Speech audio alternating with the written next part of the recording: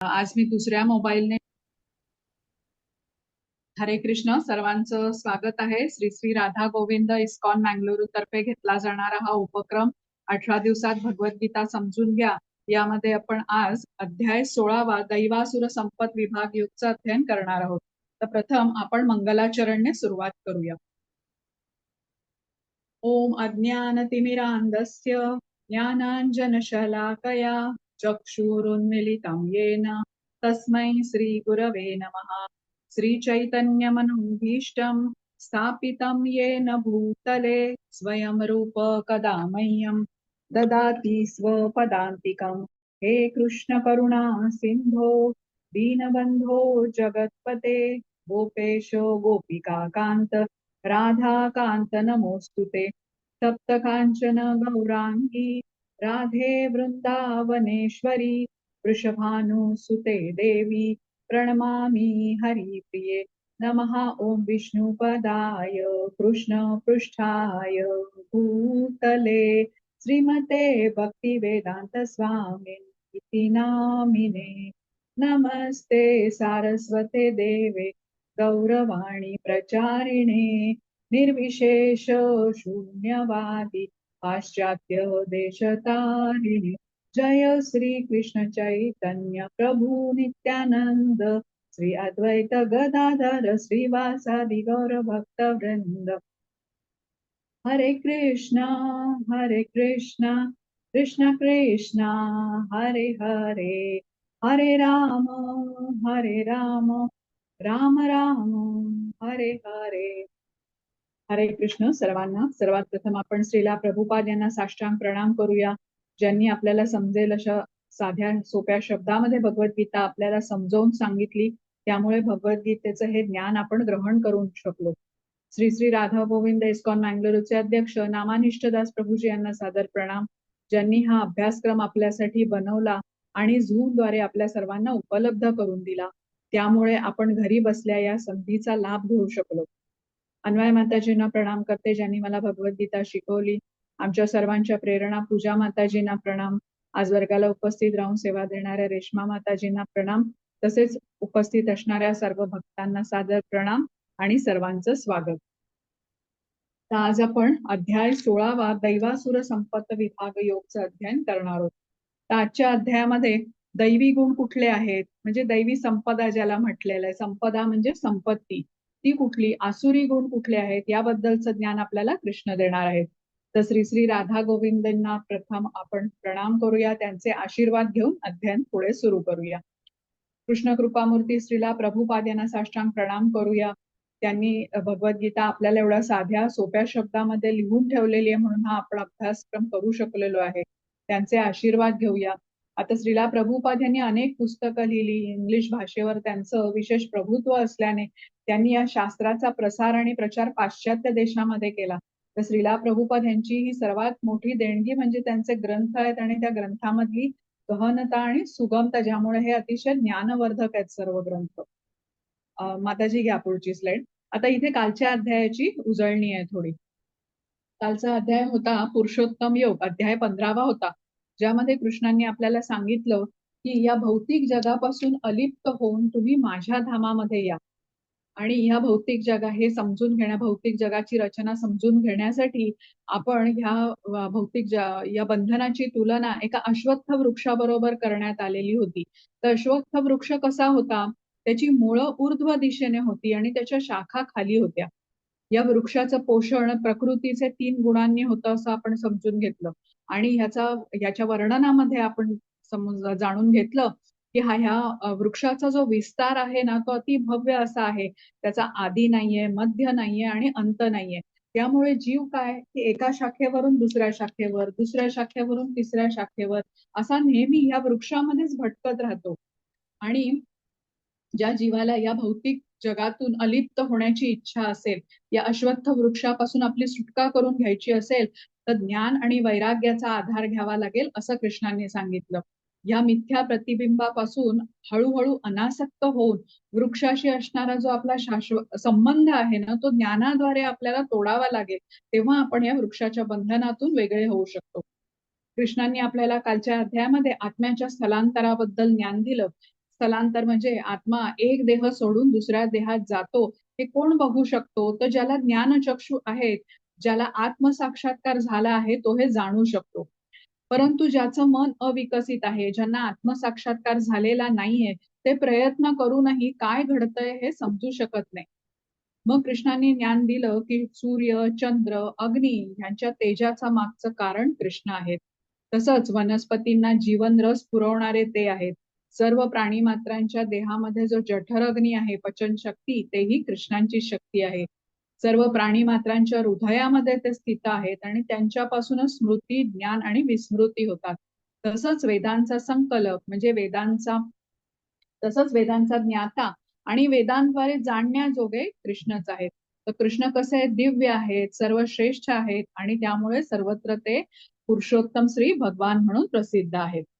आता हे अश्वत्थ वृक्ष आपण जो जाणून घेतला होता, कशामुळे आपण या वृक्षामध्ये अडकतो? तर इच्छांमुळे अडकतो. त्या इच्छा पूर्ण करण्यासाठी जीव शरीर धारण करतो आणि असंख्य इच्छा या पूर्ण करत असताना कर्मबंधनातून अडकतो आणि या वृक्षामध्ये अधिकाधिक गुरफटत जातो, पतनही होतो. आणि या वृक्षातून सुटण्यासाठी मार्ग म्हणून आपल्याला ज्ञान घ्यायला हवं. या ज्ञानामुळे आपल्याला मार्ग समजतो आणि भौतिकाकडे आपण अनासक्त होऊ शकतो आणि कृष्णांबरोबर जोडून घेत आपली प्रगती ऊर्ध्व दिशेने म्हणजे कृष्णांच्या आध्यात्मिक लोकांच्या दिशेने आपण करू शकतो. आता आपण आजच्या अध्यायाकडे वळूया. आजचा अध्याय जो आहे तो आपल्याला दैवी आणि आसुरी गुणांबद्दल सांगणार आहे. दैवी गुणांना संपत्ती असं म्हटलेलं आहे आणि आसुरी गुण हे कसे आहेत? पतनाला कारणीभूत आहेत. आता आजच्या अध्यायामध्ये आपल्याला हे दोन्ही गुण याबद्दल म्हणजे ज्यांच्याकडे आहे त्यांचा स्वभाव कसा असतो हे आपल्याला समजणार आहे. तसंच याचा परिणाम काय होतो? हे गुण जर का आपण बाळगले, दैवी गुण बाळगले तर काय परिणाम होईल? आसुरी गुण असतील तर काय परिणाम होईल? हेही आपल्याला समजतं. तर मानवांची विभागणी 2 प्रकारामध्ये केली जाते. ज्यांच्यामध्ये दैवी गुणांचं प्राबल्य असतं अशांना सूर म्हटलं जातं. आणि दुसरा प्रकार असतो असुर म्हणजे त्यांच्यामध्ये आसुरी गुणांचं प्राबल्य असतं. मग आपण आपल्यामध्ये कुठले गुण जोपासतो ह्याची निवड करण्याचं स्वातंत्र्य आपल्याला असतं. तसंच कृष्णांनी ह्या आसुरी गुण बाळगणाऱ्यांना इथे इशारा पण दिलेला आहे अध्यायाच्या शेवटी की पुढे त्यांच्याबरोबर काय होईल.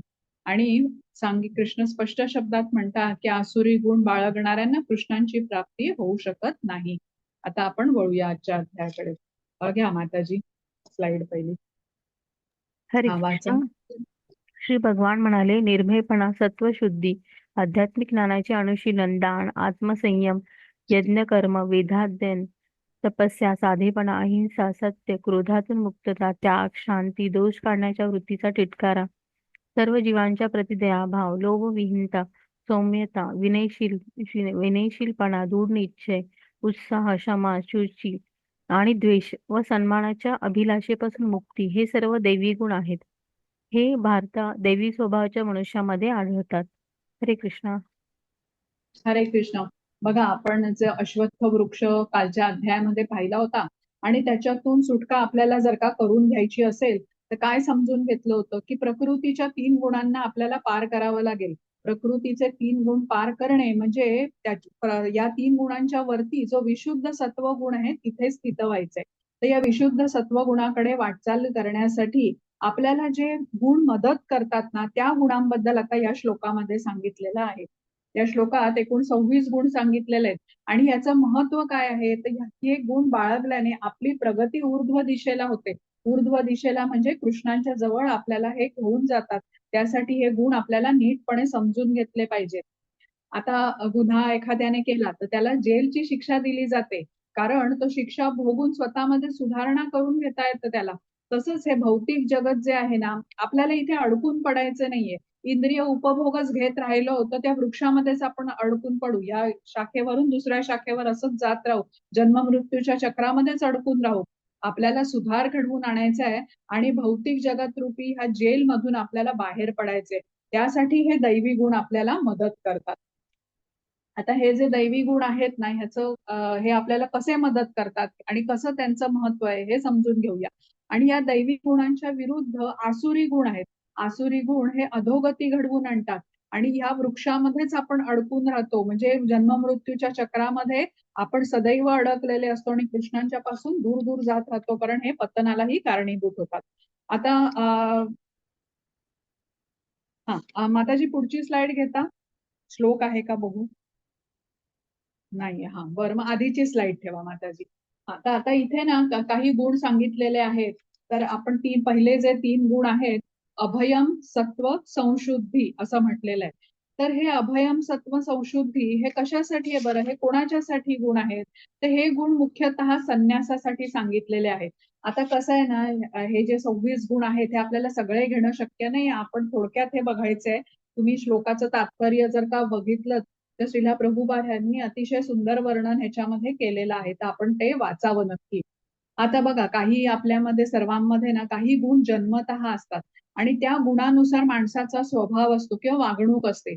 त्यानंतर आपण ज्यांचा संग करतो, ज्यांच्या बरोबर आपण जास्त वेळ घालवतो, त्यांचे गुणही आपल्याला मिळतात आणि ते आपल्यामध्ये विकसित होतात. जसं घरी वातावरण आहे, आपल्याला घरी काय शिकवलं जातं, कुठल्या गोष्टीचं प्रशिक्षण मिळतं, ह्यावरूनही काही गुण आपल्या सर्वांच्या मध्ये विकसित होत असतात. तशा प्रकारे या 3 गोष्टींमुळे आपल्यामध्ये काही गुण येतात. आता जे गुण आपल्यामध्ये जन्मतः आलेले आहेत ते आपण बदलू शकत नाही.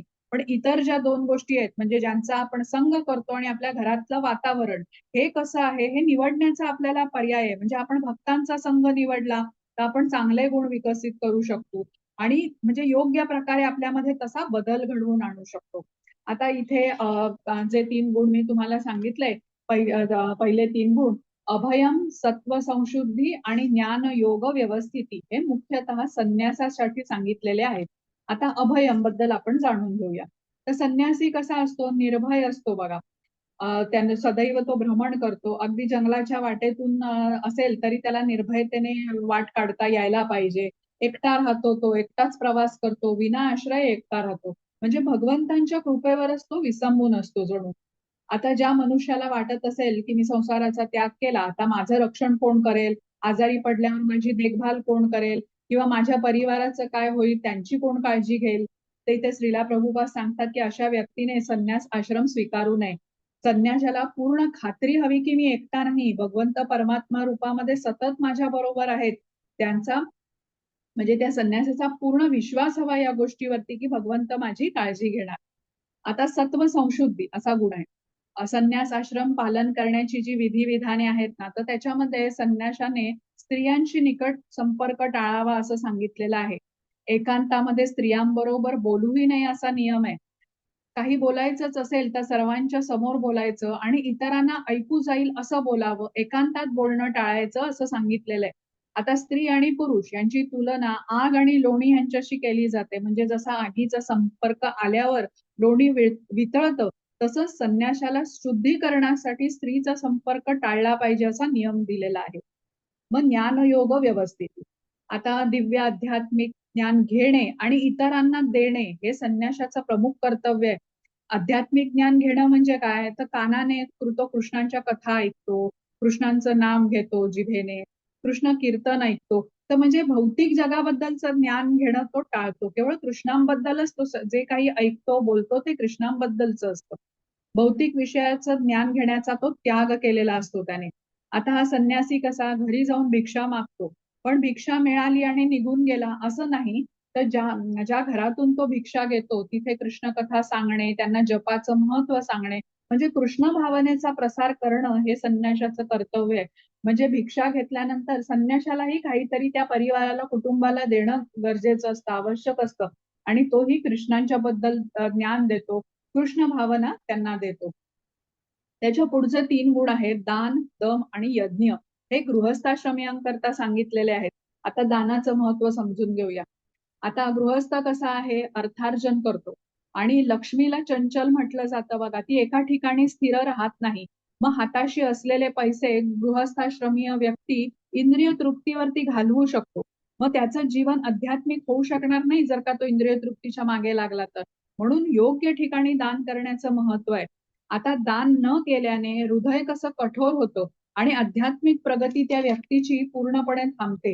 आध्यात्मिक प्रगतीसाठी हृदयामध्ये कृतज्ञता हवी, नम्रता हवी, दुसऱ्याचं दुःख समजण्याची क्षमता हवी. म्हणजे हृदय कसं कोमल हवं.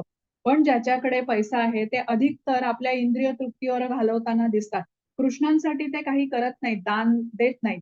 तर दान कसं केलं पाहिजे ह्यालाही महत्व आहे. सत्वगुणामध्ये दान केलं पाहिजे, योग्य व्यक्तीला केलं पाहिजे. रजोगुणात किंवा तमोगुणामध्ये दान करू नये असं आपल्याला सांगितलेलं आहे. आता कोणी मित्राने एखाद्या मित्राला आवडते म्हणून दारूची बाटली जर का भेट दिली तर हे तमोगुणी दान झालं. आपलं नाव, यश, कीर्ती वाढावी म्हणून केलेलं जे दान असतं, ज्याने आपल्याला अहंकाराची भावना येते, याला रजोगुणी दान असं म्हणतात. सत्वगुणी दान कसं आहे, तर कुठल्याही प्रत्युपकाराची अपेक्षा न ठेवता आपल्या चित्तशुद्धीसाठी जे केलेलं ज्ञान असतं त्याला सत्वगुणी दान म्हणतात. आता श्रीला प्रभुपाद आपल्याला सांगतात की म्हणजे जे गृहस्थाश्रमी आहे तर त्याने आपल्या उत्पन्नाचा काही भाग भगवत सेवेमध्ये द्यावा. म्हणजे तो मंदिरामध्ये दान करू शकतो किंवा तो घरी अन्न बनवून कृष्णांना प्रसाद म्हणून कृष्णांना अन्न अर्पण करून प्रसाद म्हणून तो वाटप करू शकतो. भगवद्गीता विकत घेऊन तो इतरांना देऊ शकतो. म्हणजे जे प्रसार करतायत त्यांच्या कार्यामध्ये मदत करू शकतो. आणि इस्कॉन मंदिर जिथे आहे, जिथे मंदिराची उभारणी होते आहे किंवा काही उत्सवासाठी अशा वेगळ्या वेगळ्या कार्यासाठी तो दान देऊ शकतो. तर ही सगळी दिव्य कार्य म्हटलेली आहेत आणि या कार्यामध्ये मदत करून धन पवित्र होत असतं. तर गृहस्थाश्रमीय व्यक्तीने जर का धनाचा संचय केला, दान केलं नाही तर तो नक्की इंद्रिय तृप्तीकडे वळतो. आता त्याच्या हातून इंद्रिय तृप्ती करताना त्याच्या हातून पापकर्म घडतात आणि त्याची आध्यात्मिक प्रगती संपते. त्यामुळे इथे लक्षात काय ठेवायचं आहे की आपल्याला कृष्णांची कृपा हवी असेल तर धनाची आसक्ती ठेवून आपल्याला चालणार नाही. आपल्याला योग्य ठिकाणी दान करायलाच हवं. मग दम म्हटलेला आहे. आत्मसंयम, दम म्हणजे आत्मसंयम. गृहस्थाश्रमीय माणूस अर्थार्जन करतो, आपण जाणून घेतलं. कमावलेले पैसे इंद्रिय तृप्तीवरती खर्चही करू शकतो, म्हणून संयम हवा. तर श्रीला प्रभुपाद सांगतात की जी भक्तीची 4 नियामक तत्व पाळायला सांगितलेली आहेत ना, त्याचं हेच महत्व आहे. आता 4 नियामक तत्व आपण आठवूया परत एकदा, की मांसाहार करायचा नाही, जुगार खेळायचा नाही. त्याच्यानंतर जुगारचं काय महत्व आहे, वाईट मार्गाने अर्थार्जन करायचं नाही, नशा करायची नाही आणि अवैध स्त्री संघ, विवाहाच्या बाहेर स्त्री संघ करायचा नाही. आत्मसंयम म्हणजे काय म्हणायचं इथे, की इंद्रियांना संयमित करणं. म्हणजे असं इथे असंही सांगितलं जातं की आपण आपली मुलं जी असतात ना, ज्यांना आपण जन्माला घातलेलं असतं त्यांनाही कृष्ण भावनेमध्ये आणणं हेही आपलं कर्तव्य आहे. आता मगाशी मी तुम्हाला सांगितलं की काही गुण आपल्यामध्ये जन्मतः येतात. मग माता पिता जेव्हा दोघेही कृष्ण भावना भावित असतील, जप करत असतील, मंदिरात सेवा करत असतील, तर त्यांच्या मुलांमध्ये असे दैवी गुण जन्मतः दिसतात. तर हे महत्व आहे. मग तिसरा गुण आहे यज्ञ. हाही गृहस्थाश्रमीयांसाठी आहे आणि कलियुगासाठी आपल्याला काय सांगितलंय, नामजप यज्ञ सांगितलेला आहे. तर सर्वांनी एकत्र बसून आपण संकीर्तन यज्ञ करू शकतो आणि म्हणजे सर्वांच्या पर्यंत हरिनाम आपण पोचवू शकतो. आता स्वाध्याय, पुढचा गुण आहे स्वाध्याय. हा ब्रह्मचारींसाठी खूप महत्वाचा आहे. वैदिक ग्रंथांचं अध्ययन त्यांनी चांगल्या प्रकारे केलं पाहिजे. आध्यात्मिक गुरूंच्या सेवेमध्ये राहून त्याने ज्ञान ग्रहण केलं पाहिजे. तसंच तपस्या हाही गुण कसा आहे, वानप्रस्थी यांच्यासाठी सांगितलेला आहे. वानप्रस्थी म्हणजे काय, वयाचं 50-1 वर्षांच्या नंतर मुलं मोठी झालेली असतात, ते नोकरी त्यांच्या विवाहामध्ये ते स्थिर असतात, त्यांचं आयुष्य आता जगू लागलेले असतात. मग अशा वेळेला पती पत्नी दोघांनीही आध्यात्मिक जीवनाकडे वळावं असं सांगितलेलं आहे. म्हणजे सगळं सोडून द्यायचं नाही, पण आपला जास्त वेळ मंदिरामध्ये देऊ शकतो, प्रसाद तिथे घेऊ शकतो, ज्ञान घेऊन प्राप्त करून ते इतरांना देऊ शकतो, अशा अनेक सेवांमध्ये जोडून घेऊ शकतो आपण. आता काही ह्या पुढचेही काही गुण आहेत. तर हे सांगत असताना इथे श्रीला प्रभुपाद सांगतात विशेष करून की मनुष्याने आयुष्यभर गृहस्थाश्रमीय राहू नये. गृहस्थाश्रमातून निवृत्त झाल्यावर मनुष्याने शरीर, मन आणि जीभ ह्याचं तप करायला सांगितलंय, कायिक, वाचिक आणि मानसिक. कारण तपस्येशिवाय मोक्ष प्राप्ती करता येत नाही. आता मानसिक तप म्हणजे काय, की मनाला कृष्णांच्या मध्ये लीन करणं, सतत कृष्णांचं स्मरण करणं. कायिक तप म्हणजे काय, शरीराने तपस्या म्हणजे शरीराला कृष्ण भक्तीच्या कार्यामध्ये गुंतवणं. आता जसं की मंदिरांमध्ये विविध सेवामध्ये स्वतःला जोडून घेणं. आणि वाचिक तप कुठला म्हटलेला आहे, तर वाणीने भक्तीचा प्रसार करायचा, कृष्ण भक्तीचा प्रसार करायचा, जप करायचा, कृष्णांच्या कथा सांगायचा, कीर्तन करायचे, असे अनेक मार्ग आहेत. आर्जवम म्हटलेला आहे. आर्जवम म्हणजे सरळपणा. हा गुण सर्वांच्याच अंगी हवा. सर्वांकडे चांगला व्यवहार असायला पाहिजे, आपण सदाचारी असायला हवं. मग अहिंसा असा एक गुण सांगितलेला आहे. म्हणजे इतर जीवांना क्लेश न देणे, कोणाची हत्या न करणे, कोणाला इजा होईल अशी कृती न करणे, हे तर आहेच. पण जीवांना कृष्ण भावनेचा लाभ देणे, सर्व जीवांना, हा पण याचा अर्थ आहे. बद्ध जीव कसा आहे, कृष्णांच्या विस्मरणात आहे, त्यामुळे दुःख भोगत आहे. आणि अशा जीवाला दुःखातून बाहेर निघण्याचा मार्ग देणे म्हणजेच कृष्ण भावनेचा प्रसार करणे, म्हणजे अहिंसा झाली. आता सर्वात प्रथम स्वतःला कृष्ण भावना आपण द्यायची. नियमित भगवद्गीता, भागवतमचं पठण करायचं, श्रवण करायचं आणि मग इतरांना त्याचा प्रसार करायचा. मग एक गुण सत्यम असा सांगितलाय. तर श्रीला प्रभुपाद सांगतात की सत्यम म्हणजे जे ज्ञान तुम्ही परंपरेतून घेतलं त्याचाच प्रसार करायचा. आपल्या मनातील गोष्टी आपल्याला असा अर्थ समजला म्हणून असं सत्याचं विकृतीकरण करायचं नाही. प्रमाणित आध्यात्मिक गुरूंकडून घेतलेलं ज्ञान जसंच्या तसं आपण पुढे सांगितलं पाहिजे. त्यासाठी परंपरेतून आलेल्या गुरूंकडूनच श्रवण करायला पाहिजे. आणि वेदांचं ज्ञान आहे, शास्त्रांचं ज्ञान आहे, हे मिसइंटरप्रिट आपल्याला करायचं नाहीये. अक्रोध असा एक गुण आहे.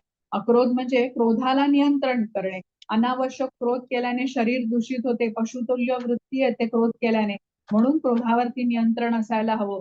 आता ज्यावेळी क्रोध करतो एखादा व्यक्ती, तेव्हा त्याच्या शरीरामध्ये काही बदल होतात, काही रसायने, हॉर्मोन्स तयार होतात, ज्याने शरीरावरती दुष्परिणाम होतो. म्हणजे राग आपण दुसऱ्यावर काढत असतो, पण त्याचा पहिला परिणाम स्वतःवरच होतो. आता जसा दुसऱ्यावरती तो नंतर होईल. आता आगीचा गोळा बघा, आपण हातात पकडला दुसऱ्यावर फेकण्यासाठी, पण प्रथम आपलाच हात जळतो. तसंच आहे. तर क्रोध आल्याने प्रथम आपलं नुकसान होतं. आणि क्रोध येण्याच्या मागचं कारण काय आहे? काम आहे. आपण जाणून घेतलेलं होतं. असंख्य इच्छा आणि ह्या इच्छा पूर्ण करण्यासाठी खटपट, पण जेव्हा त्या होत नाहीत, आपल्या मनाप्रमाणे इच्छा पूर्ण झाल्या नाहीत, तर तेव्हा तो क्रोध येतो. अपैशुनम. अपैशुनम म्हणजे इतरांमध्ये दोष पाहू नये. काही लोकांची, विशेषतः काही स्त्रियांची अशी एक सवय असते की ही अशी आहे, ती तशी आहे, काहीतरी वाईट बोलायचं कोणाबद्दल. तर हे असं असू नये असं आपल्याला सांगितलेलं आहे. अचापलम. अचापलम म्हणजे दृढ निश्चयी असायला हवं. प्रयत्नांना यश काय दरवेळी येईलच असं नाही, पण म्हणजे यश आलं नाही म्हणून निराश व्हायचं नाही, तर धैर्याने प्रयत्न सुरू ठेवावेत. खचून जायचं नाही, दुःखी व्हायचं नाही. आता शिक्षक असतात, आई वडील असतात, आपल्या मुलांना त्यांचे दोष दाखवतात, तर ते म्हणजे त्यांच्या भल्यासाठी त्यांना ते सांगत असतात की हे असं करू नकोस, तसं करू नकोस. तर हाही एक गुण महत्वाचा आहे. तेजस हा गुण सांगितलेला आहे, हा क्षत्रियांसाठी महत्वाचा आहे. जिथे हिंसा करणं आवश्यक आहे, तिथे त्यांनी मागे हटता कामा नये क्षत्रियाने. तसंच ज्या जीवाला शरणागती, सुरक्षा द्यायला हवी, तिथेही ती द्यायला पाहिजे. म्हणजे अपराधाला क्षमा करणं पण हे क्षत्रियाचं कर्तव्य आहे. मग अलोलुप्तम. अलोलुप्तम म्हणजे लोभी असू नये. लोभी कोण आहे? जो दान करत नाही, केवळ संचय करतो, संग्रह करत राहतो, पण कोणाला काही देत नाही. मधमाशी बघा कशी असते, कुठून कुठून लांबवर जाऊन फुलातील मध शोषून ती घेऊन येते, पोळ्यामध्ये जमा करते. बघता बघता ते पोळं मोठं तयार करते असं. आणि मधाने भरून गेलेलं पोळं जेव्हा शेतकरी बघतो, तेव्हा तो मशाल घेऊन येतो, झाडावर चढतो, मधमाशांना पळवून लावतो आणि ते पोळं काढून नेतो. तसंच माणसं काय करतात? तऱ्हेतऱ्हेचे उद्योग करतात, बँकेमध्ये पैसे जमा करत राहतात, रोज संचय करत राहतात, आणि जेव्हा मृत्यू होतो तेव्हा ते धन दुसऱ्यालाच प्राप्त होतं. किंवा नाही तर कधीतरी त्याचं धन कोणीतरी लुबाडून तरी नेतं. म्हणजे पैसा तरी त्याला सोडून जाईल किंवा त्याला तरी त्या पैशाला सोडावं लागेल. आता अमेरिकेमधला एक हे आहेत बघा, व्यावसायिक आहेत, बिल गेट्स. धनाढ्य व्यक्ती अतिशय मोठे, आणि ते असं म्हटलं जातं की ते त्यांच्या काय ह्याच्यातलं त्यांचं जे काही इन्कम आहे त्यातला 75% उत्पन्नाचा ते दान करतात. आणि त्यांचं नाव तर होतच, आणि कुठल्या तरी चांगल्या सत्कार्याला ते दान करतात. म्हणजे कसं आहे बघा, त्यांनी लोभ ठेवलेला नाहीये, हे महत्वाचं आहे. लोभ भावना सोडून दान करता आलं पाहिजे. मग मार्दवम म्हणजे सौम्यतेचा व्यवहार सगळ्यांकडे असायला हवा, चांगला असायला हवा, विनयशीलता हवी, आपली वागणूक योग्य हवी. मग धृती, धैर्य म्हणजे काय? धैर्य. तर कठीण परिस्थितीमध्ये धैर्य ठेवावं असं सांगितलेलं आहे. मग शौचम असा एक गुण आहे. आता बाह्य शुद्धतेसाठी आपण सर्वजण स्नान करतो, पण मनाचं अंतर्गत शौचम होण्यासाठी नामजप करावा लागतो. अनर्थ त्याच्यातून निघून जातात. व्यापाराने काळा बाजार करू नये असं म्हटलेलं आहे. काळा बाजार केल्याने मन दूषित होणार आणि सदैव भय राहील पकडलं जाण्याचं, बदनामीचं. नातीमानिता असा एक गुण आहे. सर्वांचा आदर तर करायचाच आहे, पण मानाची अपेक्षा ठेवायची नाही. आणि शूद्रांसाठी हा गुण महत्वाचा म्हटलाय. शूद्र कसे आहेत, सेवक म्हणून इतर वर्णांकडे जेव्हा ते काम करतात तेव्हा त्यांनी इतर वर्णांचा आदर केला पाहिजे. सर्वांना आदराने वागवलं पाहिजे. ते सामाजिक सुव्यवस्थेसाठी महत्वाचं आहे. आता आपला दर्जा सांभाळून खोट्या प्रतिष्ठेच्या आहारी न जाता सर्व वर्णांचा आदर करत राहावा हे असं त्याच्यासाठी आहे. खरं तर आपल्या सर्वांच्यासाठीच हा गुण आहे. तर आता हे झाले हे 26 गुण आणि सविस्तरपणे आपण पुस्तकामध्ये वाचू शकता. तर ह्याबद्दल आपण का जाणून घेतलं? तर आपल्याला ह्यांच्याबद्दल विचार केला पाहिजे. दैवी संपत्ती आपल्यामध्ये आणून भगवंतांकडे जाण्याच्या मार्गावर आपल्याला प्रगती करायची. त्यासाठी हे गुण नीटपणे समजून घेऊन आपल्याला आचरणामध्ये आणले पाहिजेत. घ्या माताजी पुढची स्लाइड. हा दुसरा श्लोक आहे, मी वाचते. हरे कृष्ण. दंभो दर्पो अभिमानश्च क्रोधः पारुष्यमेव च अज्ञानं च अभिजातस्य पार्थं संपदाम् आसुरीं. हरे कृष्ण.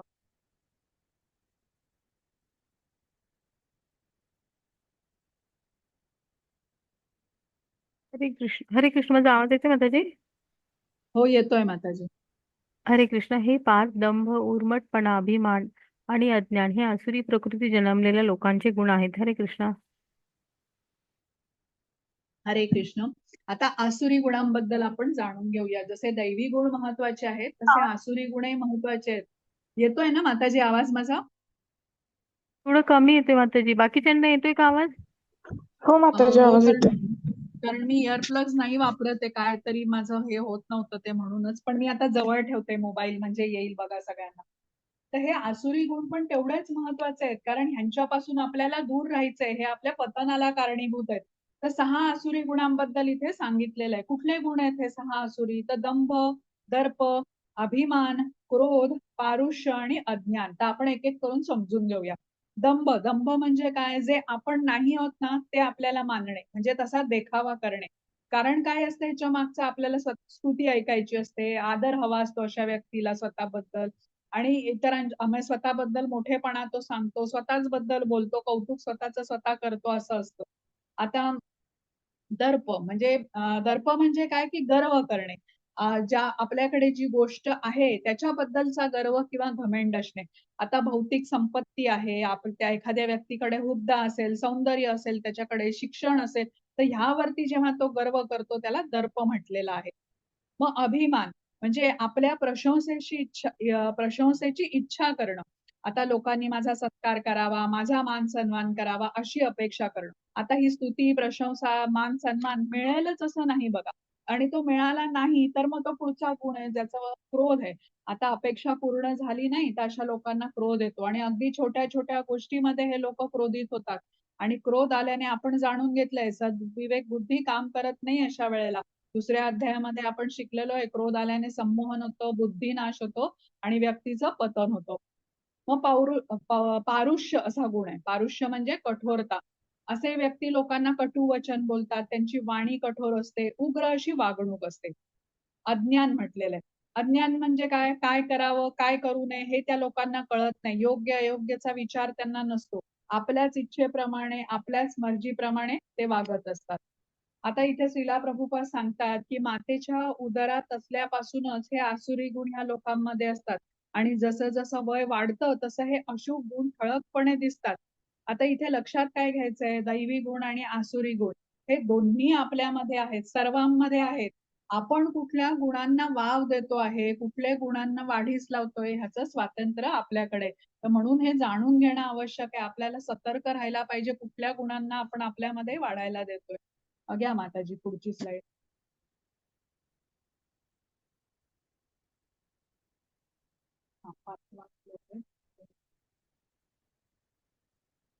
हरे कृष्ण. दैवी संपत्ती दैवी संपतम विमोक्षाय निबंधाय आसुरीं मता मां शुच संपदम दैवीम अभिजातः असि पांडव. हरे कृष्ण. हरे कृष्ण. दैवी गुण मोक्षदायक असतात तर आसुरी गुण हे बंधनकारक असतात. हे पांडवा, तू चिंता करू नकोस, कारण तू दैवी गुणासह जन्मलेला आहेस. हरे कृष्ण. हरे कृष्ण. आता हे दैवी गुण आणि आसुरी गुण ऐकल्यावरती अर्जुनाच्या मनात शंका आली, की मी तर युद्ध करणार आहे, भीष्मदेव आहे, द्रोणाचार्य आहे, यासारख्या सन्माननीय व्यक्तींना मी मारणार आहे, हत्या करणार आहे त्यांची युद्धामध्ये. मग मी पण आसुरी प्रवृत्तीचा आहे का? त्यावर कृष्णांनी हे उत्तर दिलंय. कृष्ण अर्जुनाला सांगतात की तू चिंता करू नकोस अर्जुना, तू दैवी गुणांसह जन्मलेला आहेस. इथे म्हटलंय ना मा शुच म्हणजे घाबरू नकोस. कृष्ण इथे अर्जुनाला सांगतात, आश्वासन देतायत त्याला की तू दैवी गुणांसह जन्मलेला आहेस. तू युद्धात भाग घेत असलास तरी तू आसुरी वृत्तीचा नाहीयेस. तू कसं आहे विचारपूर्वक हा निर्णय घेतलेला आहेस. तू माझ्या आदेशाचं पालन करतो आहेस. तू क्रोध, खोटी प्रतिष्ठा, कठोरपणाच्या आहारी जाऊन हे युद्ध करत नाहीयेस. आणि क्षत्रियांसाठी कसं आहे युद्ध करणं, शत्रूवरती बाण सोडणं हे दैवी गुण मानले जातात. क्षत्रियाच्या कर्तव्यापासून परावृत्त होणं हा आसुरी गुण आहे. तर इथे कृष्ण अर्जुनाला समजवतात की तू वर्णाश्रम धर्माच्या नियमांचं पालन करतोयस अर्जुना, हा दैवी गुण आहे. त्यामुळे तू आता दुःखी होऊ नकोस, असा विचार मनात आणू नकोस की तुझ्यामध्ये आसुरी गुण आहेत. घ्या माताजी पुढची स्लाइड.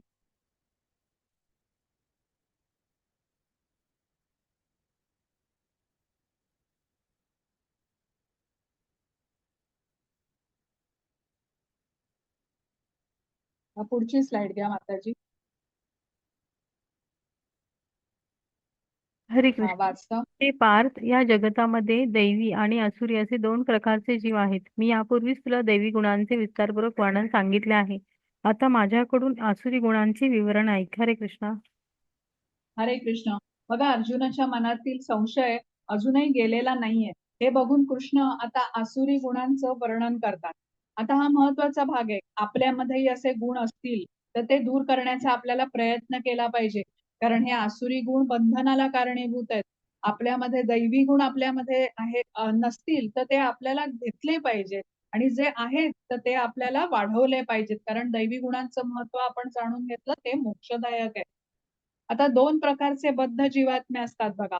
एक जीवात्मे आहे ज्यांच्यामध्ये दैवी गुण आहेत आणि म्हणजे ते सूर आहेत, आणि दुसरे आहेत ज्यांच्यामध्ये आसुरी गुण आहेत, जे असुर आहेत. आता दैवी गुणांसह असलेले जे बद्ध आत्मे आहेत त्यांचं जीवन कसं असतं, संयमित असतं. शास्त्रांच्या आदेशानुसार ते आचरण करत असतात. दैवी गुण असलेले बद्ध आत्मे गुरु, साधू आणि शास्त्र यांचा उपदेश मानतात, त्यांना प्रमाण मानतात आणि त्यानुसार आपली कर्तव्य करत असतात. आणि आसुरी प्रवृत्तीचे बद्ध आत्मे कसे आहेत, ते कुठल्याही गोष्टीला प्रमाण मानत नाहीत. स्वतःच्या इच्छेनुसार, स्वतःच्या मर्जीनुसार ते कर्म करतात. आता दोन्हीही बद्ध आत्मेच आहेत, दैवी गुण असणारे आणि आसुरी गुण असणारे. आणि दोघांची निर्मिती कोणी केलेली आहे? प्रजापतींनी केलेली आहे. प्रजापती म्हणजे प्रजा उत्पन्न करणारे. मग कुठला एक असा पॉइंट आहे जो दैवी आणि आसुरी गुण आहे ह्याच्यामध्ये असा ठरवू शकत असेल तर तो म्हणजे दैवी गुण असलेले आत्मे वेदसंमत शास्त्रांचं पालन करतात, शास्त्रांच्या आदेशानुसार जगतात. पण आसुरी गुण असलेले शास्त्रसंमत आदेश पाळत नाहीत. ते आपल्या मनमर्जीने वागत असतात, आपल्या लहरीपणे वागत असतात. हा मोठा फरक आहे. घ्या माताजी पुढची स्लाइड.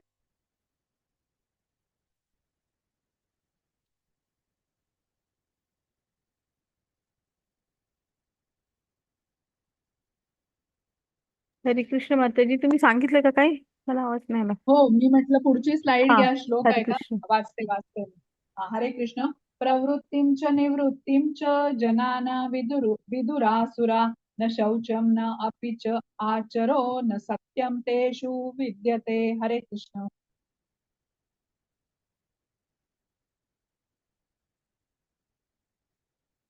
हरे कृष्ण माताजी, सांगते मी बोलते. आसुरी प्रवृत्तीचे हो. लोक काय करावे आणि काय करू नये हे जाणत नाही. शुचिभूतपणा, सदाचार तसेच सत्यही त्यांच्यामध्ये आढळत नाही. हरे कृष्ण. हरे कृष्ण. बघा आता हे आसुरी प्रवृत्तीचे जे लोक असतात ते अज्ञानात असतात. त्यामुळे त्यांना काय करावं, काय करू नये हे ते जाणत नाही, तसं म्हटलेलं आहे. ते स्वतःला फक्त शरीर मानतात, तर त्यामुळे इंद्रिय तृप्तीमध्येच ते अडकलेले असतात. त्यामुळे त्यांच्यामध्ये पवित्रता नसते. आता बाहेरून कदाचित त्यांचं व्यक्तित्व आकर्षित वाटेल, पण त्यांचं मन मात्र दूषित असतं, अशुद्ध असतं. त्यांचं आचरण पण बरोबर नसतं, कोणाबरोबर ते व्यवस्थित वागत नाहीत. आणि वागत असतीलच तर काय समजायचं की काहीतरी त्यांचा इथे स्वार्थ आहे. ते सत्य बोलत नाहीत, त्यांना फायदा होईल अशा प्रकारे ते बोलतात. तर असे हे आसुरी प्रकारचे लोक असतात. आता एखादा माणूस, आपण उदाहरण घेऊया की एखादा माणूस आता गाडी चालवायला शिकलाय, तर गाडी आहे त्याच्याकडे म्हणून म्हणजे चालवता येते म्हणून तो नीट चालवतही असेल, पण आता बघा रस्त्यावर गाडी चालवताना काही गोष्टींचं भान ठेवावं लागतं किंवा रस्ता कोणी क्रॉस करत असेल किंवा पादचारी मार्गावरून कोणी चालत असेल, या सगळ्या गोष्टीची त्याने भान ठेवलं पाहिजे. नुसतीच गाडी चालवता येते म्हणून होत नाही. तसंच कुठे जायचं आहे त्या गाडीतून म्हणजे आपलं लक्ष काय आहे, डेस्टिनेशन काय आहे हे पण माहिती हवं. नाहीतर इथे-तिथे भटकत राहील व्यक्ती. तसंच आता आपल्या जीवनाचं स्वरूप आहे बघा.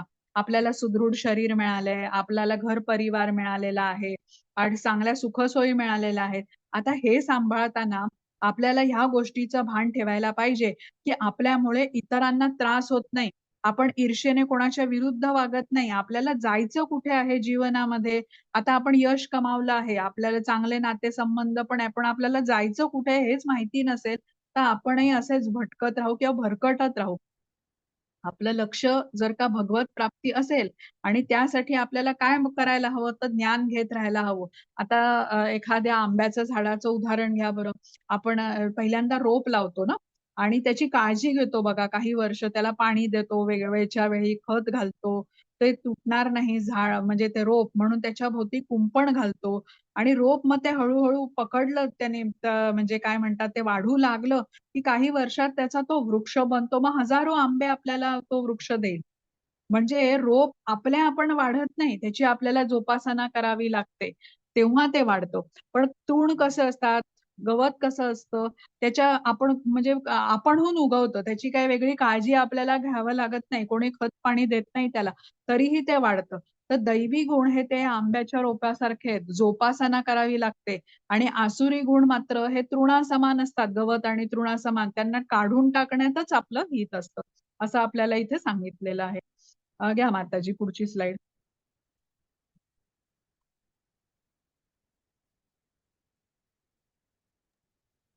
हां, 8वा श्लोक आहे. वाचते मी.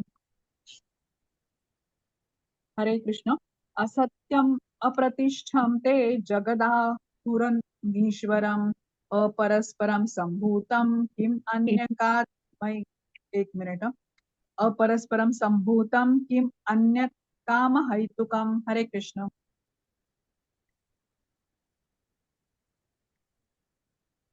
हरे कृष्णा. ते म्हणतात की हे जगत असत्य निराधार आहे आणि परमेश्वर नावाचा कोणीही याचे नियंत्रण करीत नाही. त्यांचे म्हणणे आहे की केवळ मैथुनाच्या इच्छेमुळे हे जग निर्माण झाले आहे आणि कामाखेरीज अन्य कोणतेही कारण नाही. हरे कृष्णा. हरे कृष्ण. आता हे जे असुर असतात ना त्यांचा एक निष्कर्ष असतो. ते काय म्हणतात की हे जग केवळ भ्रम किंवा आभास आहे, असत्य असं आहे आणि जगाच्या उत्पत्तीस काही कारण नाहीये. कोणी त्याचं नियंत्रण करणारा नाही या जगाचा आणि काही हे जगाच्या मागे काही प्रयोजन पण नाहीये. कारण ते काय भगवंतांना मानत नाहीत. भगवंतांनी आता विशिष्ट हेतू करता या सृष्टीची रचना केलेली आहे असं त्यांना वाटत नाही. त्यांचं काय समज असतो, की अकस्मात झालेल्या क्रिया-प्रतिक्रियामुळे सृष्टीची उत्पत्ती झालेली आहे आणि ते त्यांनी स्वतःच ठरवलेलं असतं सगळं. आणि त्यांचं म्हणणं काय, ते काय मानत असतात, की स्त्री आणि पुरुष यांच्या एकत्र येण्याच्या इच्छेने हे जग निर्माण झालेलं आहे. म्हणजे 2 पदार्थांचा संयोग हेच कारण आहे या जगाच्या निर्मितीचा असा त्यांचा विश्वास असतो. आता त्यामुळे आत्म्याच्या अस्तित्वाचा प्रश्न त्यांच्या पुढे नसतो. आता बघा आपण भगवद्गीतेमध्ये शिकलोय, आपण आज 16वा अध्याय घेतोय. कृष्णांनी कशी परिपूर्ण अशी सृष्टीची रचना केलेली आहे आपण जाणून घेतलंय. प्रत्येक सजीवाच्या गरजा भागतील अशी ही रचना आहे आणि अत्यंत सुरळीतपणे, अखंडितपणे हे सर्व सुरू आहे. पण आसुरी प्रवृत्तीचे लोक हे मान्यच करत नाहीत. या सृष्टीचं नियमन कोणाद्वारे होतं आहे हेच त्यांना मान्य नसतं. त्यांचं म्हणणं काय आहे की सृष्टी आकस्मिकरित्या तयार झालेली आहे. विस्फोट झाला आणि मग ही सृष्टी आली, जीव आले आणि अशा प्रकारे ही रचना सुरू आहे असं त्यांना वाटतं. आता बघा आपण बघितलं की ही जी इतकी व्यवस्थितपणे सृष्टीची रचना आहे, प्रत्येक सजीवाच्या शरीराच्या आतली शरीराच्या अंतर्गत रचना पण आहे. काल आपण हे सगळं जाणून घेतलंय 15व्या अध्यायामध्ये, की कृष्ण सृष्टीचं कसं नियमन करत आहेत आणि हे असं इतकं अखंडितपणे, सुरळीतपणे, व्यवस्थितरित्या चालू आहे. तर ह्याच्या मागे निश्चितच कोणीतरी आहे ना. रोज आता बघा चंद्र, सूर्य उगवतात, मावळतात. ग्रह एक आपल्या ठराविक कक्षेमध्ये ठराविक गतीने भ्रमण करतायत. वृक्ष, वेली प्राणी, सर्व सजीव ह्यांचं एक जीवनचक्र सुरू आहे. तर हे आकस्मिकरित्या सर्व कसं होईल बरं? पण ह्यांचा विश्वास नसतो. हे काय ह्यांचं म्हणणं काय आहे, की स्त्री पुरुष यांच्या आकर्षणातून हे आत्मतत्व विरहित हे जग उत्पन्न झालंय. आणि ह्या आकर्षणाला काम, स्त्री पुरुष यांच्या मधलं जे आकर्षण आहे ह्याला काम म्हणतात ते. आणि त्याशिवाय इतर कुठलंही कारण ह्याच्या उत्पत्तीमध्ये नाहीये. याशिवाय कुठलंही कारण नाहीये. आता आपण 9व्या अध्यायामध्ये कृष्णाने आपल्याला समजवलंय, मया अध्यक्षेण प्रकृती सूयते सचराचरम.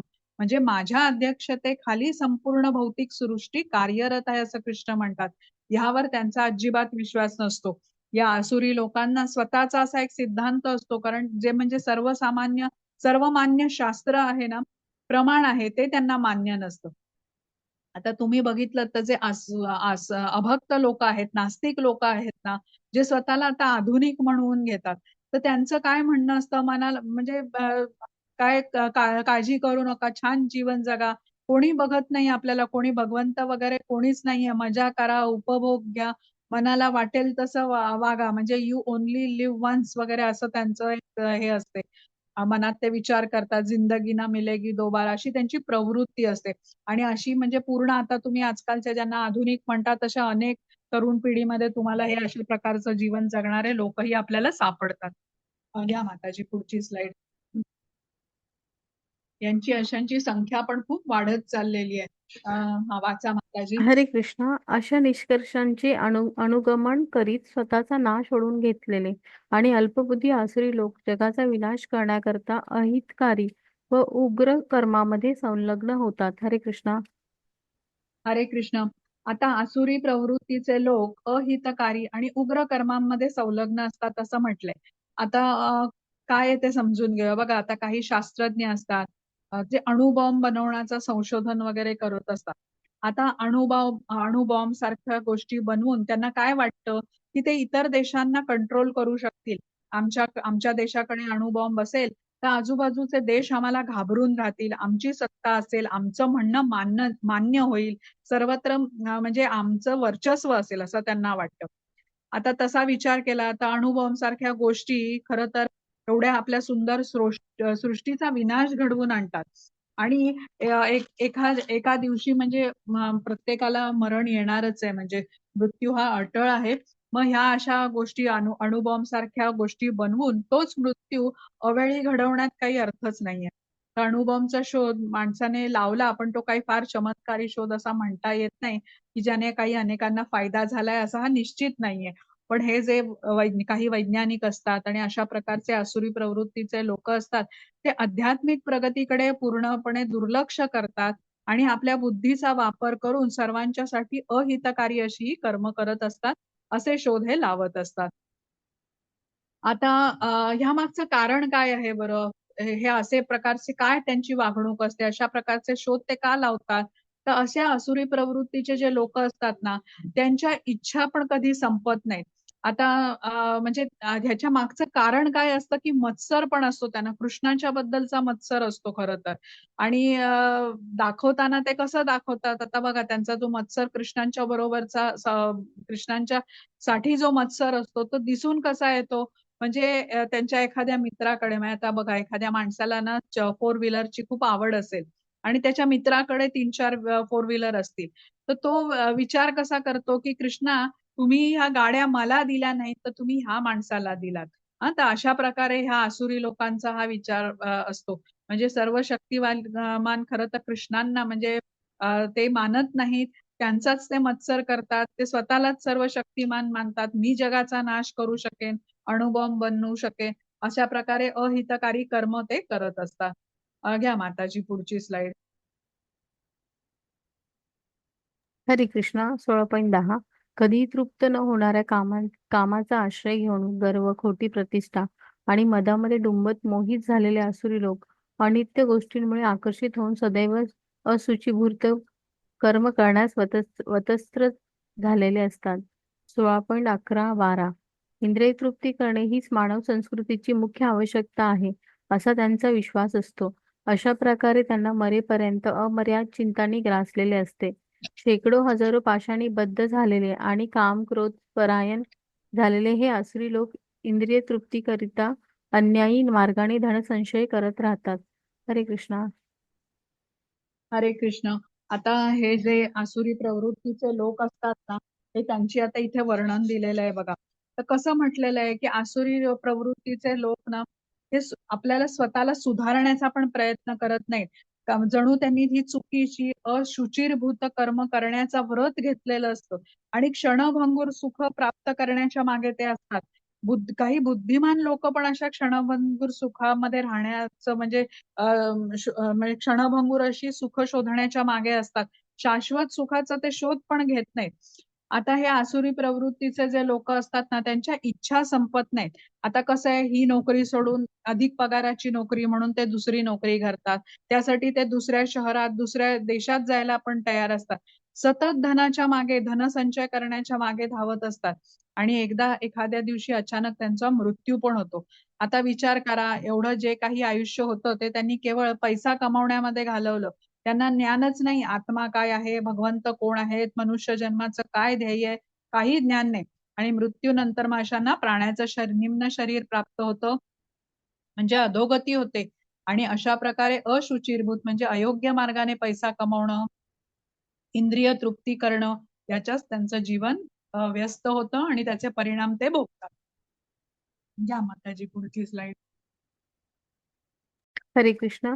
आसुरी मनुष्य विचार करतो की आज माझ्याकडे इतकी संपत्ती आहे आणि माझ्या योजनेनुसार मी अधिक संपत्ती प्राप्त करेन.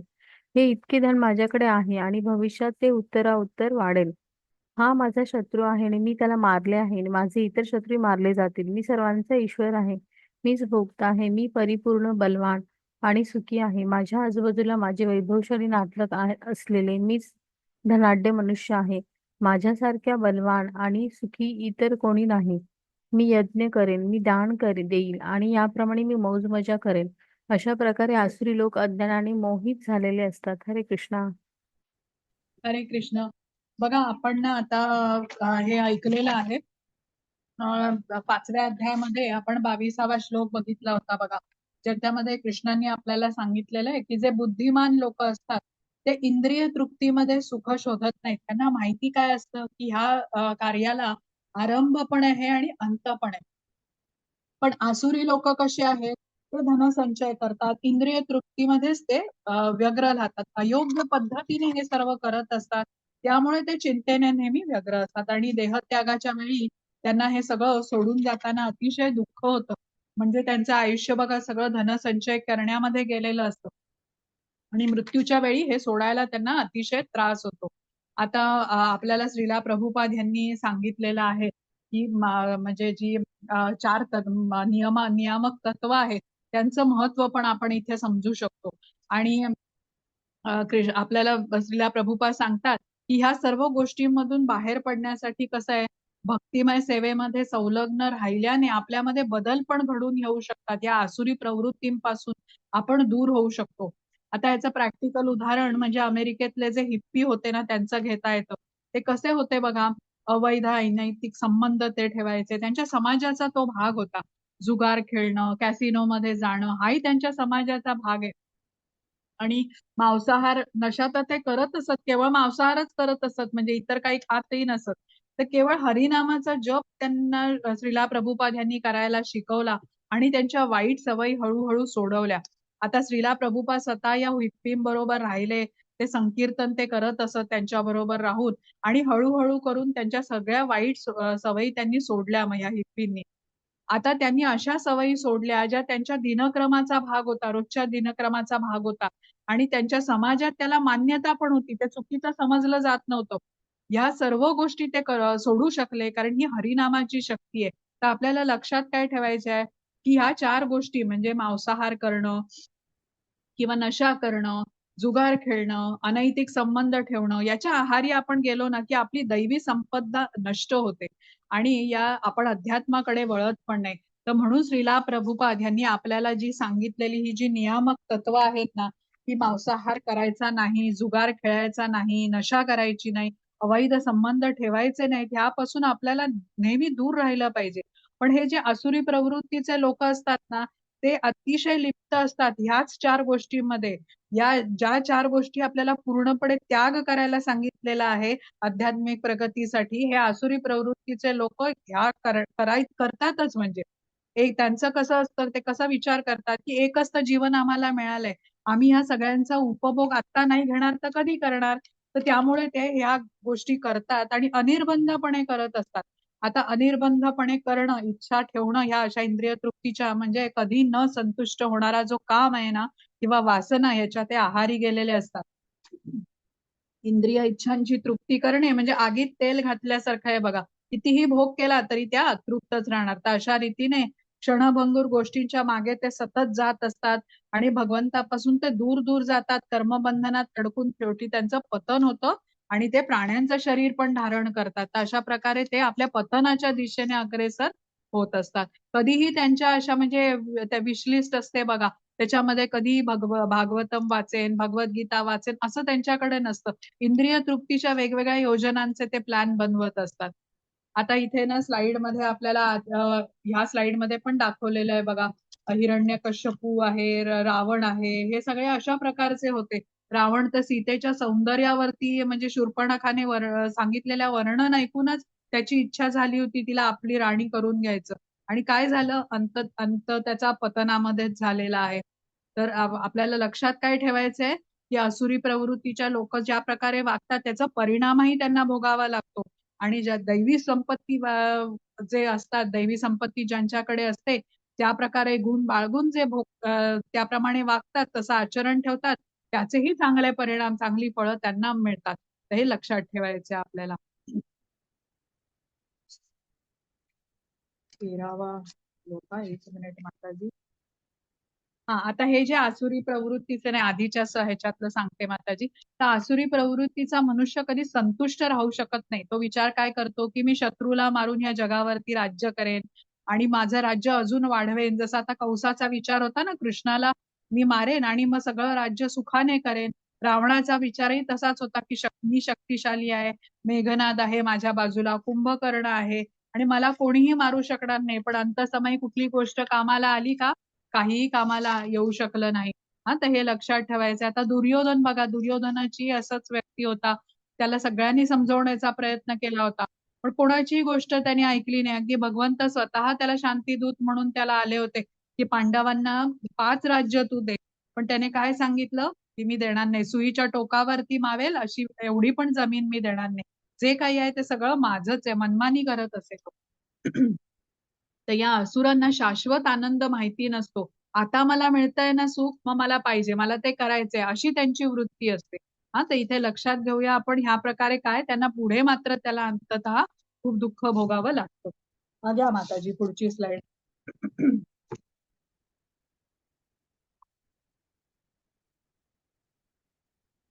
हरे कृष्ण. या प्रकारे अनेक चिंताने भ्रांत झालेले आणि मोहजालामध्ये बद्ध झालेले आसुरी लोक इंद्रिय तृप्तीमध्ये अत्याधिक आसक्त होतात आणि नरकामध्ये पतित होतात. हरे कृष्ण. हरे कृष्ण. बघा इथे धोक्याचा इशारा कृष्णांनी दिलाय. आता कृष्ण आपल्याला सांगतात की दैवी गुण बाळगून जे भक्ती सेवेमध्ये संलग्न होतात ते गोलोकधामाकडे प्रगत होतात. पण आसुरी प्रवृत्तीचे लोक जे आहेत ते नरकामध्ये पतित होतात.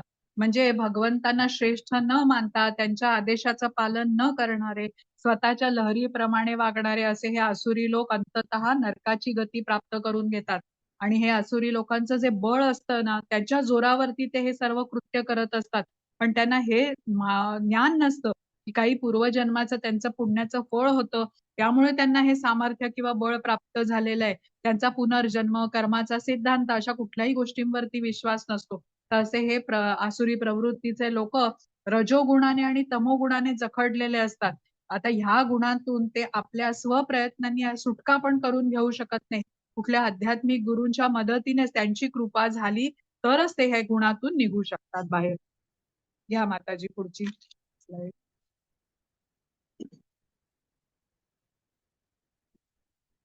हरे कृष्ण. मिथ्या अहंकार, बल, गर्व, काम आणि क्रोध यांनी मोहित झालेले आसुरी लोक स्वतःच्या देहामध्ये आणि इतरांच्या देहामध्ये स्थित असलेल्या परमपुरुष भगवंताचा द्वेष करतात आणि खऱ्या धर्माची निंदा करतात. हरे कृष्ण. हरे कृष्ण. बघा आता हे आसुरी प्रवृत्तीचे लोक स्वतःला शरीरच मानतात. त्यांना थोडी जरी सत्ता दिली तरी त्यांचं ते वास्तविक स्वरूप लगेच दाखवतात. आता लक्षात ठेवा, एखाद्या व्यक्तीचा जर का खरा स्वभाव जाणून घ्यायचा असेल ना, तर त्याला थोडी सत्ता देऊन बघावं. सत्ता मिळताच ना त्याचा खरा स्वभाव दाखवतो तो सगळ्यांना. असुराला बघा, शक्ती मिळताच तो त्याचा दुरुपयोग करतो. त्याआधी तो हात जोडून उभा असेल, पण शक्ती मिळताच त्याचा दुरुपयोग तो करतो.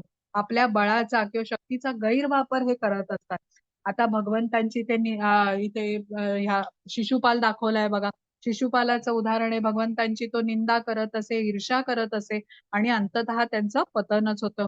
आणि सुदर्शन चक्राने या शिशुपालाचा वध झालेला आहे. इथे आपल्याला काय सांगितलंय की मिथ्या अहंकार, बल, गर्व, काम, क्रोध हे सर्व अनर्थ असल्याने आसुरी वृत्तीचा व्यक्ती जो आहे ना तो भगवंतांचा मत्सर करू लागतो. आणि ह्या उलट कृष्ण भावना भावित व्यक्ती कसा आहे, इतरांच्या हृदयात स्थित परमात्म्याला बघतात, त्याचा आदर सन्मान करतात. पण असुर न स्वतःच्या न इतरांच्या हृदयामध्ये स्थित परमात्म्याला जाणतात आणि सदैव ईर्ष्या, क्रोध यामध्येच ते लिप्त असतात. अशा अनर्थांनीच त्यांच्यावरती जणू राज्य करत असतात. याचं कारण काय आहे? तर मिथ्या अहंकार. मिथ्या अहंकार म्हणजे तो अज्ञान आहे हे. आणि मी शरीर आहे हे मानायला त्यांना प्रवृत्त करतो. मीच सर्व गोष्टींचा कर्ता आहे आणि मीच भोगता आहे. माझ्याहून श्रेष्ठ अधिक कोणीच नाही, म्हणून तर ते अशा प्रकारे वागत असतात. या माताजी पुढची स्लाइड. हरे कृष्ण.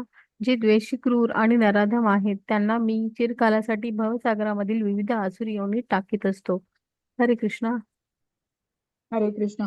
बघा इथे कृष्णांनी परिणामाचा इशारा दिलाय. दैवी गुणांनी युक्त जे असतात ते भक्तीमध्ये अग्रेसर होतात, कृष्णधामामध्ये जातात. पण आसुरी प्रवृत्तीचे लोक, अशा लोकांना भगवंत अनेक आसुरी अशा नीच प्रजातीत जन्माला घालतात. म्हणजे प्राण्यांच्या शरीरात जन्माला घालतात. जोपर्यंत त्यांचं शुद्धीकरण होत नाही तोपर्यंत हे असंच चालू राहतं. जसं खराब कपडे असतात बघा, खूप आपटून आपटून धुवावे लागतात तेव्हा त्याच्यातला मळ बाहेर पडतो. तसंच समजूया, नीच शरीरात म्हणजे प्राण्यांच्या शरीरात जन्म घेतल्यावर कृष्णांचं पूर्ण विस्मरण असतं. आणि प्राण्यांचा जन्म हा अतिशय कष्टाचा म्हटला जातो. यातना असतात त्याच्यामध्ये, भोगयोनी असंच म्हटलं जातं. पण जोपर्यंत आता ह्यांचं शुद्धीकरण होणार नाही तोपर्यंत त्यांना अशाच एकाहून एक अशा नीच योनीमध्ये जन्म घेत राहावा लागतो. या माताजी पुढची स्लाइड.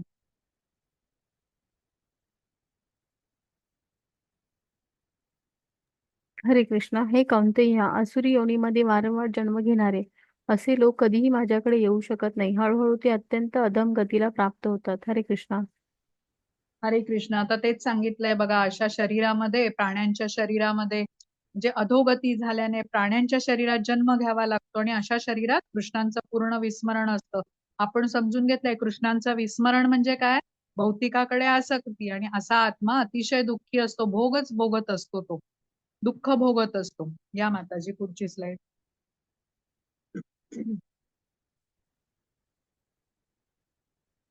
हा, हरे कृष्ण. त्रिविधम नरकस्येदं द्वारं नाशन आत्मनः कामः क्रोध तथा लोभम तस्मादेतत्त्रयं त्यजेत. हरे कृष्ण. हरे कृष्ण. काम, क्रोध आणि लोभ हे नरकामध्ये जाण्याची 3 द्वारे आहेत. प्रत्येक बुद्धिमान मनुष्याने त्यांचा त्याग केला पाहिजे, कारण या तिन्हीमुळे आत्म्याचा विनाश होतो. हरे कृष्ण. हरे कृष्ण. बघा इथे काय कृष्ण सांगतायत की काम, क्रोध आणि लोभ, बुद्धिमान मनुष्याने या 3 गोष्टींचा त्याग केला पाहिजे, कारण या तिन्ही कारणामुळे आत्म्याचा विनाश होतो असं म्हटलंय. हे एवढे मोठे अनर्थ आहेत बघा की आपल्याला जो दुर्लभ असा मनुष्य जन्म मिळालेला आहे त्याचा पूर्ण ते उपयोगच होऊ शकत नाही. आणि आपल्याला एकदा आपलं पतन झालं या मनुष्य जन्मातून, आपण एकदा का परत प्राण्याच्या शरीरात आपला जन्म झाला तर परत आपल्याला कधी हा मनुष्य जन्म मिळेल हे सांगता येत नाही. केवळ मनुष्य जन्मामध्येच आपल्याला ही संधी असते कृष्णांकडे वाटचाल करण्याची. इतर कुठल्याही जन्मामध्ये आपल्याला ही संधी मिळू शकत नाही. पण मनुष्य जन्म मिळून काम, क्रोध, लोभ ह्याच्या आहारी जो जातो त्याचं पतन मात्र निश्चित आहे. म्हणून कृष्ण इथे आपल्याला सांगतायत, इथे तुम्ही लक्ष ठेवा, ही 3 नरकाची द्वार आहेत. अग्या माताजी पुढची स्लाइड.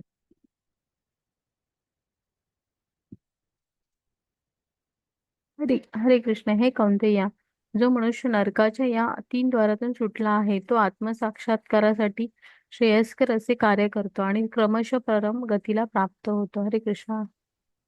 हरे कृष्ण. बघा इथे या नरकाच्या 3 द्वारापासून आपला बचाव केला तर आत्मा साक्षात्कार आपण करून घेऊ शकतो असं सांगितलंय. पण प्रथम आपण स्वीकारलं पाहिजे ना की आपल्यामध्ये काम आहे, क्रोध आहे, लोभ आहे आणि मग बुद्धिमान मनुष्य हे अवगुण आपल्यातून दूर करण्याचा प्रयत्न करेल. आता या गुणातून सुटका झाल्याशिवाय आध्यात्मिक उन्नती शक्यच होत नाही. हे महत्वाचं आहे. तर आपल्याला समजून घ्यायला पाहिजे की आपल्यामध्ये हे गुण आहेत आणि तेव्हा मग आपण ज्ञान घेऊन मग आता हे दूर करू शकतो. घ्या माताजी पुढची स्लाइड. हरे कृष्ण. यह शास्त्र विधि मृत्सृज्य वर्तते कामकारतः न स सिद्धिं वाप्नोति न सुखम न परां गतिम. हरे कृष्ण. हरे कृष्णा. जो शास्त्र विधीचा त्याग करतो आणि आपल्या लहरीप्रमाणे कर्म करतो त्याला सिद्धी, सुख आणि परमगतीही प्राप्त होत नाही. हरे कृष्णा. हरे कृष्ण. बघा इथे असुरांचं एक अजून लक्षण कृष्णांनी सांगितलंय की असुर शास्त्रांची पण निंदा करतात, शास्त्रांच्या विरुद्ध काम करतात, आपल्या मर्जीप्रमाणे वागतात, ते शास्त्रांना मानतच नाहीत आणि सुख, सिद्धी आणि परमगती हे त्यांना त्यामुळे कदापि प्राप्त होत नाहीत. या विरुद्ध दैवी संपत्तीचे असतात. बघा दैवी संपत्तीचे जे भक्त असतात ते शास्त्रांचं म्हणणं ऐकतात. गुरु, साधू आणि शास्त्र यांना प्रमाण मानून ते वागत असतात. त्यामुळे ते कृष्णांच्या धामाकडे अग्रेसर होतात आणि हे पतनाच्या दिशेने विरुद्ध वागत असतात शास्त्रांच्या. त्यामुळे ते पतनाच्या दिशेने पुढे जात असतात. पुढची स्लाइड घ्या माताजी.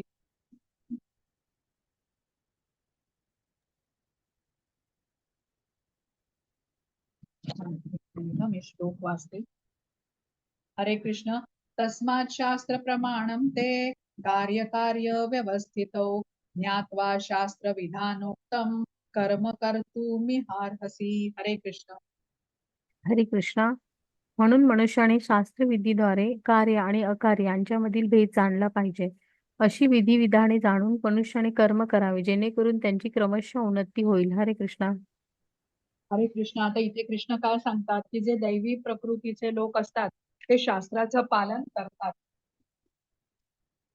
बघा आपण आपली बुद्धी वापरून चुकीचं कर्मही करू शकतो, चुकीचं कार्य पण करू शकतो. पण शास्त्र कसं आहे ते आपल्याला योग्य ते करायला शिकवतो. जेव्हा आपण शास्त्रांचं ज्ञान घेतो तेव्हा आपल्याला योग्य अयोग्याची जाण येते हे ज्ञान घेऊन. तर भगवंतांनी बघा गुरूंचा स्वीकार केला होता. सांदीपनी ऋषींच्या आश्रमात गेले होते कारण त्यांनी शास्त्रांचं शिक्षण त्यांनी घेतलं. ह्यावरून आपण समजू शकतो की गुरूंचं आणि शास्त्र शिकून घेण्याचं महत्व काय आहे गुरूंकडून.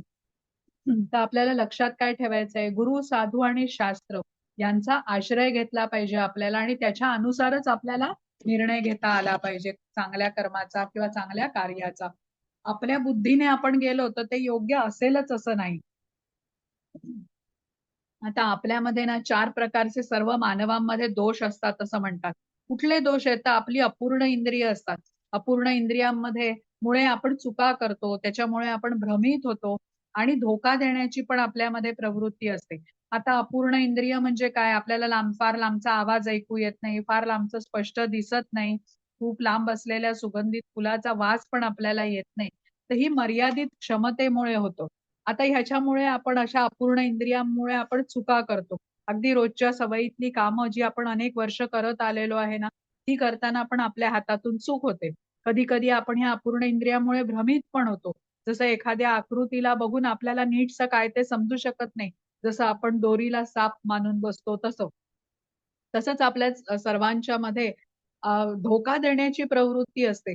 म्हणजे काय की एखाद्या व्यक्तीला दुसऱ्याला धोका द्यायचा असेल तर तो स्वतःला अतिशय बुद्धिमान असल्याचं दाखवतो. मी असं केलं, मी हे केलं, असं काहीही सांगतो कारण दुसऱ्याला फसवण्याची त्याची वृत्ती असते. आता या 4 दोषांमुळे बद्ध जीव ना विधी-विधानं बनवण्यासाठी अयोग्य म्हटला जातो. आपण कुठलीही नियमावली जरी बनवली तरी कुठलीतरी त्रुटी त्याच्यामध्ये राहून जाते. म्हणून आपण शास्त्र बनवू शकत नाही किंवा लिहू शकत नाही. शास्त्र हे अशांच्या द्वारेच लिहिलं जातं ज्याच्यामध्ये हे 4 दोष नाहीयेत आणि या 4 दोषारहित केवळ परमपुरुषोत्तम भगवंत श्रीकृष्ण आहेत. तर म्हणून सर्व शास्त्र जी आहेत, वेद आहेत, यांचा उगम कृष्णांना म्हटलं जातं आणि त्यामुळे या अशा शास्त्रामध्ये त्रुटी असण्याचा प्रश्नच येत नाही. आणि त्यामुळे सर्व संत, महात्मा या शास्त्रांचा काहीही शंका न बाळगता स्वीकार करतात. त्यासाठीच या शास्त्रांना अपौरुषेय असं म्हटलं जातं. कारण ते परमपुरुष भगवंतांनी रचलेली आहे ती शास्त्र आणि भगवंतांनी दिलेले ह्या दिव्य ज्ञानाची जोड जेव्हा आपल्या भक्तीला मिळते तेव्हा आपण शीघ्र प्रगती करू पण शकतो. आता इथे समजून काय घ्यायचंय बघा. आपल्या आंब्याचा सीझन असतो तेव्हा आपल्या पेटीमध्ये बघा आपण ते आंबे नीट बघून घेतो आणि एखादं फळ जरी त्यातलं खराब झालेलं असेल ना, त्याच्या संपर्काने इतरही फळं खराब होतात. म्हणून ते आपण बाजूला काढून टाकतो. किंवा एखादं छान असं सुंदर असं सुवासिक फूल असेल चमेलीचं वगैरे, पण ते कचऱ्याच्या टोपलीत पडलं असेल ना, तर ते त्या कचऱ्याचाच भाग समजला जातो.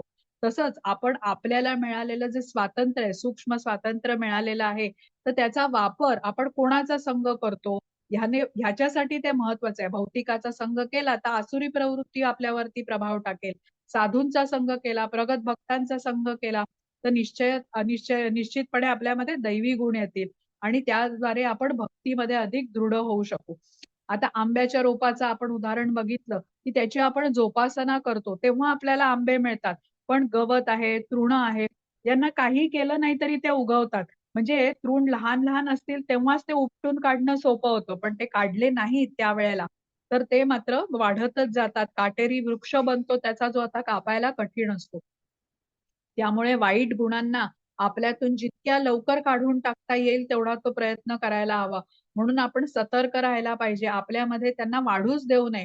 चांगल्या सवयी, चांगले गुण आपणहून येत नाही. ते आत्मसात करून घ्यावे लागतात, जोपासावे लागतात. तर इथे काय लक्षात ठेवूया, की जसं आपण अग्नीच्या संपर्कात येतो, तर जो अग्नीचा गुण आहे ना, उष्णता, तो त्या व्यक्तीमध्ये म्हणजे लागतेच बघा त्या गोष्टीला ती उष्णता. तसंच भगवंतांच्या संपर्कात आल्याने जीव भगवंतांचे गुण आत्मसात करतो. त्यासाठी वेगळं काही करण्याची गरज पडत नाही. म्हणजे भगवंतांची जेव्हा आपण दृढ संगती करतो, त्यांची सेवा, भक्तिपूर्ण सेवा करतो, तेव्हा आपल्यामध्ये हे गुण येतात. म्हणजेच आपण त्यांच्या शिकवणुकीचे, त्यांच्या आज्ञेचं पालन करतो आणि मग आपली भक्तीमध्ये प्रगती होते. तर हे आपल्याला इथे सांगितलेलं आहे. या माताजी पुढची स्लाइड. आता इथे आपला अध्याय संपलेला आहे. काय ज्ञान दिलं बरं आजच्या दैवासुर संपत विभाग योग मध्ये कृष्णाने? तर 2 प्रकारची माणसं असतात, सूर असतात आणि असुर असतात. या सुरांमध्ये दैवी संपत्तीचं गुणाचं प्राबल्य असणारे जे असतात त्यांना सूर म्हणतात आणि आसुरी प्रवृत्तीचे जे असतात त्यांना असुर म्हटलं जातं. मग हा आसुरी स्वभाव कसा असतो, ते विचार कसं करतात, कुठली कर्म करतात हे आपण बघितलं. कुठले गुण आपल्याला बाळगल्याने काय परिणाम होतो ह्याच्याबद्दलही कृष्णांनी सांगितलं. आणि दैवी गुण कसे उन्नती घडवून आणतात, मोक्षदायक असतात आणि आसुरी गुण हे माणसाच्या पतनाला कारणीभूत होतात. काम, क्रोध आणि लोभ ही नरकाची 3 द्वार आहेत असं कृष्णांनी सांगितलं, ज्याच्यापासून आपल्याला आपला बचाव केला पाहिजे. हरे कृष्ण. आता इथे आपला अध्याय संपलेला आहे. रेकॉर्डिंग थांबवता माताजी. आता कोणाला काही शंका असतील तर मी घेते.